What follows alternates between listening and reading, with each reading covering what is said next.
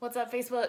Okay, so I don't know if you guys saw my Facebook Live yesterday, but I was sharing with you guys some tips that have just really helped me master my eating and nutrition, and I have another one for you guys today. And so this, I'll let you guys know, before I got more fit, I was about 30 pounds heavier. I always struggled with weight in my life. I started getting chubby in third grade, and it was just always a struggle, right? And after I had my fourth baby, I just couldn't lose the weight. What's up, David? And I used to struggle. I used to think what's up with these people, these super fit people? What are they doing? How do they have so much self-control? Because I would try to white knuckle it into healthy eating, and then I would just give up. Hey, James, guys, thanks for tuning in. Hey, Melissa. Oh, yay. So I wanted to share with you guys, I feel like I finally figured it out, right? And I thought I would share with you guys this mindset switch that I had to make so that I could finally stop eating junk and caving and feeling like crap about myself and everyone else can do it and I can't. What's the deal, right? And this is it. This is the secret. I started looking at food for how many nutrients it could give me, right? I stopped thinking about what I couldn't have and restricting, and I'm not going to eat sugar anymore, and I'm not going to eat junk. I'm only going to eat healthy all the time. And I started looking at it as okay, every time I eat, how many micronutrients, how many little nutrients can I put in my body, right? And it really started to change my mindset. And so there was no limitations. And I'm telling you, if you're having these moments where you're overeating or binging, it's because you're I'm going to not say a bad word. You're messing with your brain, okay? You're doing it to yourself by creating these limitations that don't exist. Because Mike, what's up? So here's the thing. We live in the most abundant time that the earth has ever experienced. Life is not getting worse, despite what you see on the news. Life is getting better and better and better. And food is so abundant now that we're literally eating ourselves to death instead of starving to death, right? And so if you create this I can't have food because I'm going to be skinny thing, it's just not real. It's not reality. And you're going to eventually cave. Okay, I'm going to be real for a minute. I was, sorry, I hope this doesn't offend anybody, but I'm just being honest here. Okay, I was LDS Mormon my whole life up until a few years ago. And pornography for guys is super prohibited in the Mormon religion, right? It's really, really bad. You're not worthy of the priesthood. You can't go to the temple. It's bad. Okay, so here you have all these young dudes that have gotten off missions and they're 21 years old, and what do they want to do? They want to look at porn, right? So they cave and they look at porn because now it's this it's even more exciting and amazing because you can't have it, right? And so they finally cave, they look at porn, and then they feel like crap, and it's the same exact principle when you do that to yourself with food. So if you create this forbidden fruit around it, oh my gosh, I can't have cake, I can't have cake, I can't have cake. All your brain hears is cake, cake, cake, cake, right? And so eventually you're going to cave and you're I want cake, and you're going to have it, and then you're feeling like crap because you created some crazy thing in your head that's not even real. What's up, guys? Thanks for saying hi. So it's the same thing with food. If you create a restrictive mindset in your head that you can't have certain things, eventually you're going to cave and you're going to eat them. So quit it with the restrictions and start thinking about what you can add in. So every single time that I eat, I think, okay, what's this going to do for the inside of my body? And I'll give you guys an example. Yesterday, I was coming home from a conference. I had a little bit of coffee at the conference, but I wasn't able to eat until I got to the airport, right? So we went to the little Delta Sky Lounge. It's probably 3:30, 4 o'clock. It's my first time eating. I'm pretty hungry by then, right?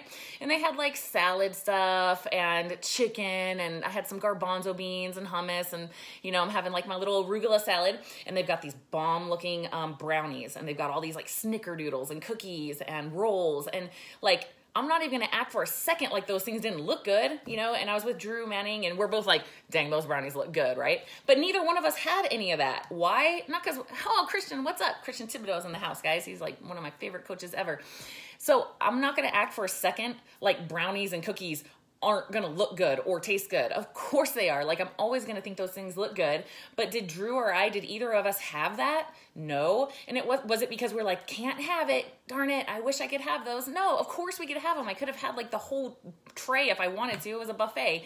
So the reason I didn't have them is because I've been through this process before long enough to know that it's like, okay, I'm going to eat that brownie. It's going to last in my mouth for what, like, I don't know, 60 seconds or something. And yeah, it's going to taste really good. And then it's going to be over. And then what? I'm going to feel like crap because I had sugar. I'm going to be kind of inflamed. And I'm not going to be any more full than I was before I had the brownie. Like, that stuff does not fill you up. And all it does is make you want more and more and more. So like, yeah, they look good. And yeah, I can have them. But I'm thinking to myself, what is that going to do to the inside of my body? And that is what it's about. It's not about, hey, Gary, what's up? It's not about like, it's not about what you can and can't have. It's thinking it through and saying, okay, what's this going to do to my inside of my body? This is like a temporary thing. What do I really want, right? So like, I think okay, also, I want to talk about overeating and undereating with this same concept. Yeah, Mike, it's total crap. It's like, it tastes good. Crappy food tastes good. Like, our bodies are hardwired to want foods that are high in fat and carbohydrates. Why? Like, Rob Wolf's book, Wired to Eat, talks about this. Like, historically, food has been scarce on the planet, right? And so what do you get the most energy from? Fat and carbs. So our brains are hardwired to want those things. Like, they're going to taste good because our bodies are saying, hey, that's more energy. Get those. Eat those things. It's going to taste good to us. It's always going to taste good to us. So like, what happens though when we eat those things is we store fat, which historically has been an awesome thing. Like, storing fat is not a bad thing our bodies do. Storing fat is something our bodies do so we can survive and live if we run out of food, right? And that's why I'm a keto coach, because I want to teach people how, like, our fat stores are actually cool, like, energy stores that our bodies can use for food later. But the reason we don't use them is because we eat so much and so often, we never give our bodies a chance to tap into those fat stores, right? So anyway, what I'm trying to say here, let me go back to my original point. If you just tuned in, I'm trying to say, hey, Paulina, what's up? Is that every time you eat, whether you're having a day that you're going to overeat or a day that you're going to undereat, you need to get as many nutrients in your body as possible. So it's not about limitations. It's not about guys, help me out. Like, it's not, I lost my word. Damn it. It's not about like limiting. It's about self-love, right? Because I used to think, how do people, self-control. That's the word I was looking for. We found it. It's not about self-control. It's about self-love, right? So here's an example. I used to run marathons, right? And I'm like, okay, I ran 18 miles today. I can eat whatever I want. So I'd have like pancakes and donuts and like, I have whatever I want because I worked out so hard, right? And so finally I had a shift, right? I had a shift and I was like, dude, I just put my body through 18 miles of running. And now I'm going to say like F you to my body and fill it full of like processed carbs and sugar. That's horrible. That's not self-love. So it's like getting out of this mindset of like what I can and can't have, like goody gumdrops, like we're 5-year-olds, and being like honoring our bodies. This body is our vessel. It does so much for us. It's like almost heartbreaking how badly we treat our bodies after all they do for us. Like, this body brought 4 babies into this world. This body has brought me through countless marathons and half marathons. It takes me through every single thing I do every day. Like, I'm going to honor it now, you know, like I've learned, I've matured. It's not about like, I'm going to have a donut because I earned it. It's like, dude, honor your body. Like, I don't mean to offend or anything, but like, I look at, you know, sometimes people who are hundreds and hundreds of pounds overweight, you know, they're on walkers, they can hardly move. And it's almost heartbreaking how hard our bodies still fight for us, even when we don't treat them right. You know, it's like, dang, like our bodies are resilient. Like, they're trying so hard. They do everything for us. Like, they don't even like, you know, they don't ask anything back. They just fight for us all day. And then we're like, here, let me feed you a bunch of crap and not exercise and totally dishonor everything you're doing for me, right? Our bodies are amazing. So like, honor that. Like, give them all the nutrients they need. I'm going to give you an example. Like, I've been through multiple nutrition certifications and courses, and like, let's talk about magnesium, for example. Like, we plummet through magnesium, stress, everything you do requires magnesium. Like, there's like hundreds of processes in your body that require magnesium. And like, every little bit of stress, every bit of exercise stress, even just walking, thinking, it uses magnesium, right? So like, and there's tons of others, zinc, selenium, all these minerals, vitamins, like they make our bodies work. They make all the processes go. So it's like, if you're undereating, let's say you're undereating, let's say you're calorie restricting right now, you better get the most nutritional bang for your buck in every single thing you put in your mouth. You better be getting some greens in and some, vegetables and fruits maybe, so that you're getting as many micronutrients as you possibly can for those limited calories you're eating. And then let's look at the flip side. Maybe you're overeating. Like, this was actually really helpful for me because I tend to overeat.